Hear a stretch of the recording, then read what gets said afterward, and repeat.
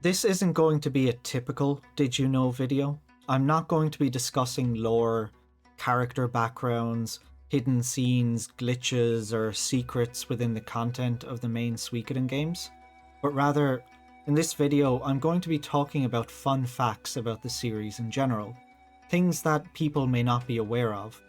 Things like Suikoden character cameos and Suikoden DLC in other games outside of the franchise, a lost entry in the series, where do the protagonist names come from, unknown versions of the games.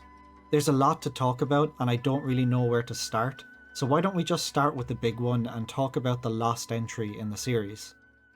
This is a game that absolutely none of us have played, and a game that most people never even knew existed.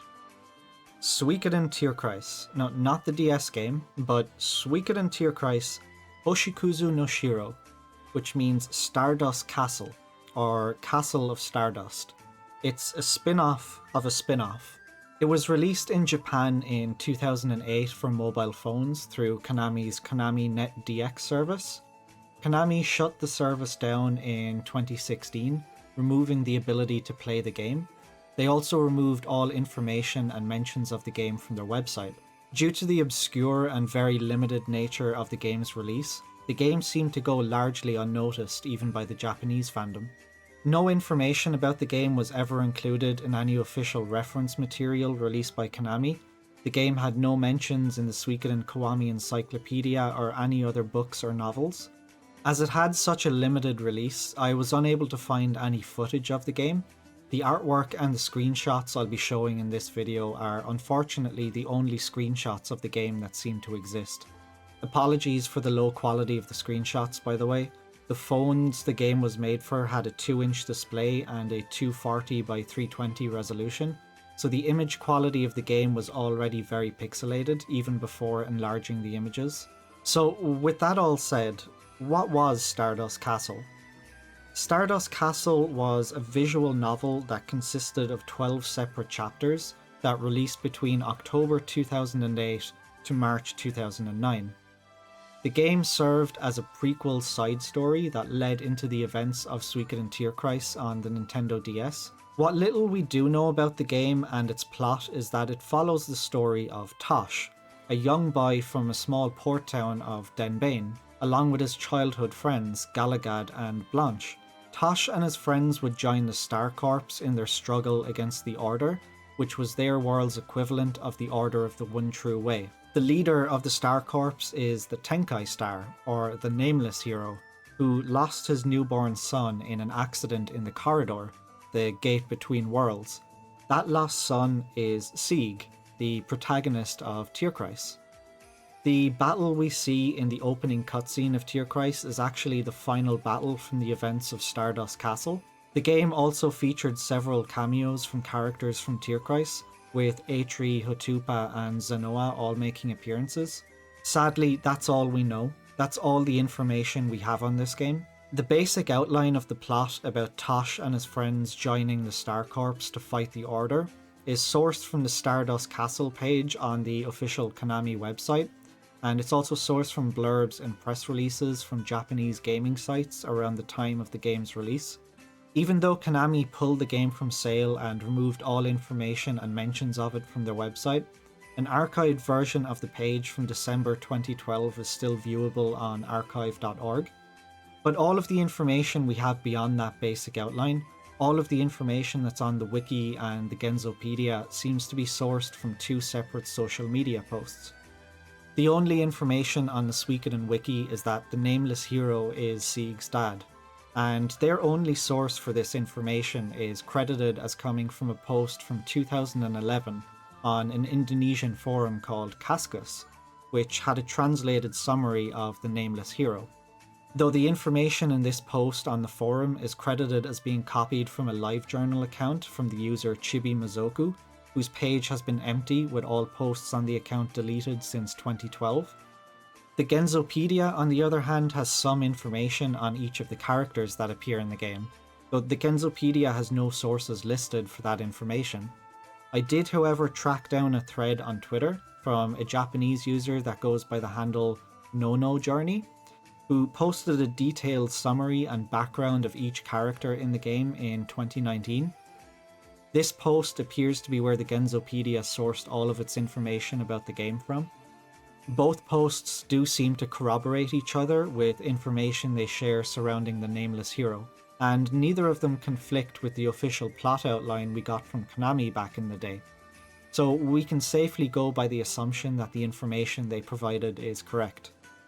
Sadly, that's it. That's pretty much all we know about the game. Don't hold your breath on this ever getting re-released, ported, or translated by Konami, as Konami don't seem to want to acknowledge that the game exists. And as the game went largely unnoticed, even by the Japanese fandom, it's as if the game never existed, and there's little to no information available anywhere. Though I don't think too many people are concerned about missing out on a spin-off of a spin-off, but I think it's a cool little lost relic that Konami have cast into the void to be forgotten. Now let's get into the smaller stuff. Did you know that some Suikoden characters have made appearances in games outside of Suikoden? The most recent character appearances would come in Super Bomberman. Ryo is included as a playable character in Super Bomberman R2, which released in 2022. His Twin Fang ability is able to push both characters and bombs in his area away from him. He's referred to in the game as the Suikoden 2 Hero Bomber. And along with Ryo's inclusion in the game, Joey Atreides' outfit and hairstyle were also added as cosmetics. Luca Blight also makes an appearance in the game as a playable character. He was added to the game in the 1.3 update in December 2023. Luca's flame sword ability mows down bombs and blocks around him. Ryo also made an appearance in the now defunct Super Bomberman R Online, where he was added as a playable character in Season 3 of the game in December 2021. A remix of the Suikoden 2 battle theme, The Will to Win, was also added in both games along with Ryo's inclusion. The hero of Suikoden 5 makes an appearance in Konami's Poppin' Music 13 Carnival, a musical rhythm game for the PlayStation 2 that released in Japan in 2006. He would return in Poppin' Music 18 Sengoku Retsuden, which was released in arcades in 2010. His stage in both games played a remix of the Queen's Night theme, and he was known in both games as the Prince of Falena. Tyr MacDull appeared as a playable character in Konami YY Sokoban, which was a box-pushing puzzle game that released exclusively for mobile phones in Japan in 2006 through Konami's Konami Net DX service. During Tyr's stages, all of the boxes were replaced by Soul Eater rune crystals. Unfortunately, due to the obscure nature of this game's release, no gameplay footage of the game seems to exist, and sadly these few screenshots and his character sprite are all I was able to find. Both Tyr and Ryo appeared in Professional Baseball Spirits A, which was a Japanese baseball game that was released for mobile phones in 2015. They were added as support characters and would offer stat bonuses to the player, such as ball power, ball control, ball speed, and so on.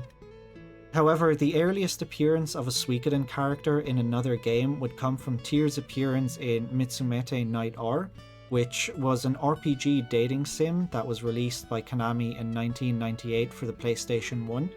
Now, I'm going to stop you right there. No, unfortunately, you cannot date Tyr. Tyr's appearance would only come in the form of a sticker that you could use throughout the game and not as an actual character in the game. Although, how funny would it have been to romance Tyr and then the Soul Eater devours your soul, killing your character and giving you a game over screen? Tyr's costume was added to Frontier Gate, an RPG released by Konami in 2011 for the PSP as DLC. Although the costume was only available for a short time as a limited edition item, the codes for the costume were only included as a bonus in the first print editions of the game's soundtrack. Both Tyr and Jean's costumes were included as pre-order bonuses for Hayate no Gotoku, Ojo-sama produced Daisakuzen Bokuiro ni Somare. I probably butchered that pronunciation. From what I could gather, it was some kind of simulation game where you apparently played as a butler serving women. Look, I have no idea. I'm not even going to pretend to know. All I know is there were two different versions of the game released at the same time. One took place in an academy, the other took place in a mansion. Tyr's outfit was a pre-order bonus for one version, and Jean's outfit from Suikoden 3 was a pre-order bonus for the other version. How many people who pre-ordered this game knew about or even cared what Suikoden was? Apparently nobody, because I spent about 2 hours searching for information about the costume DLC, and this was literally the only screenshot to exist. Let's move on to the protagonists' names. The protagonists of the main Suikoden games have no official names, but they're commonly referred to and accepted as Tyr, Ryo, Laszlo, and Freyador. But where did we get these names from? Tyr is commonly accepted as the canon name of the protagonist of Suikoden 1 by the Western fanbase, but without any save data imports, he's referred to only as MacDull in both Suikoden 2 and 3. Suikoden Card Stories also only refers to him as MacDull. Official guidebooks refer to him only as Hero, or Hero 1, to differentiate him from the other protagonists. The name Tyr actually comes from the Genzo Suikoden Soul Eater novel, which was a series of light novels that was released in Japan in 1999 that covers the events of Suikoden 1. These novels referred to MacDull as Tiru. The name Tyr was also given to MacDull in the Genzo Suikoden Assemble 108 Stars radio drama that released in Japan in 2008. While the Genzo Suikoden The Succeed Crest manga that released in 2009 referred to MacDull as Louis, though a post on the official Suikoden Twitter page in 2023 has once again called him Tyr. I think we'll all be sticking with Tyr on this one. The most commonly accepted name for the hero of Suikoden 2 is Ryo. The name Ryo comes from the Suikoden 2 novels that were released in 2000 and 2001. He was also referred to as Ryo in the Suikoden 2 drama CD. Suikoden Card Stories only refers to him as Hero, and in official guidebooks he is referred to as Hero 2 to differentiate him from the other heroes. While the 2009 manga series, Genzo Suikoden The Being Torn Spirit, refers to him as Tao. The hero of Suikoden 4 is commonly known amongst Western fans as Laszlo, but did you know that he's not called Laszlo in any official material? So where did the name Laszlo come from? In official guidebooks he's referred to as Hero 4, again to differentiate him from other heroes. In the 2005 Suikoden 4 light novels he's called Razlo, while the website and information materials relating to the Suikoden 4 patchy slot machine referred to him as Razro. Western fans have adapted his light novel name of Razlo to Laszlo, and that's where the name comes from. The hero of Suikoden 5 is commonly known amongst the Western fanbase as Freyador. The name Freyador comes from the 2005 Suikoden 5 light novels, but in promotional save files that were released as part of the game's promotion by Konami, the prince was referred to as Farouche. While in the 2008 Suikoden 5 manga series, the prince was referred to as Ardil, and as is the pattern with official guidebooks, he is referred to as Hero 5 to differentiate him from the other heroes. So while the characters have no official canon names, I think after all these years we're all in agreement that we'll be sticking to Tyr, Ryo, Laszlo, and Freyador. Did you know that the Suikoden 1 and 2 HD remaster won't be the first time that the games are playable on PC? And no, I'm not talking about emulation. Both games received PC ports in the late 90s and the early 2000s. Suikoden 1 was released in Japan and South Korea for Windows 95 in 1998, although the game was later included for free with a gaming magazine in South Korea. The game also received a PC port in China in 1999. Let's just say the game had an interesting interface. The game is displayed in the top left corner of the application, while all of the game's information is presented outside of the game screen. Dialogue is displayed in a separate box below the game screen, and you navigate through your inventories and the menus on the right side of the screen. Unfortunately, the game's window is locked at a low resolution and can't be enlarged, though the game did offer graphical settings allowing you to improve the graphical performance of the game during battles. Suikoden 2 received a PC port in 2003 exclusively in China. The game featured some graphical enhancements with smoother sprites and portraits compared to the PS1 version of the game. Both Suikoden 1 and 2 also released on mobile phones in Japan through Konami's KonamiNet DX service, with Suikoden 1 being released in 2008 and Suikoden 2 being released in 2009. But due to restricted screen sizes, a number of sprites and portraits in both games needed replacement to make them fit on screen. The game also included a save anywhere function, no longer requiring the player to reach a save point. And finally, it's safe to say that none of us have played the Suikoden 4 Patchy slot machine. For those that don't know, back in 2011, Konami released a Suikoden 4 Patchy slot machine in pachinko parlors in Japan. The game, and I use the word game very loosely here, is a retelling of the events of Suikoden 4. It's extremely light on story, and there's only a handful of characters in the game. Your party consists of Laszlo, Kika, Hervey, and Sigurd. Jean, Vicky, and Masuba also make appearances in the game and provide assistance to you. Your character auto-runs along linear paths, and you'll regularly enter into battles with Kuluk soldiers. You fight these battles by playing the slot machine and matching combos on the reel. The better your combo, the better your score. And while the goal of the game is to defeat Troy, the real purpose of the game is to win tokens, or tickets, that you would then trade in for real-world prizes in the parlor. It was removed from parlors in 2013 as, by Japanese law, gaming machines must be cycled out every 2 years. Because of this, the Suikoden Patchy slot machines are incredibly rare to find these days. Every so often one might pop up on Yahoo Auctions or some other Japanese auction website, so if you're a big Suikoden fan and you've got a lot of money to burn, a Suikoden Patchy slot machine would make a really cool centerpiece for any Suikoden collection. And that's all for this video. Did I miss anything? Were you aware of the existence of Stardust Castle? Did you know about Suikoden characters making appearances in other games? Would you like more videos like this? Let me know in the comments below.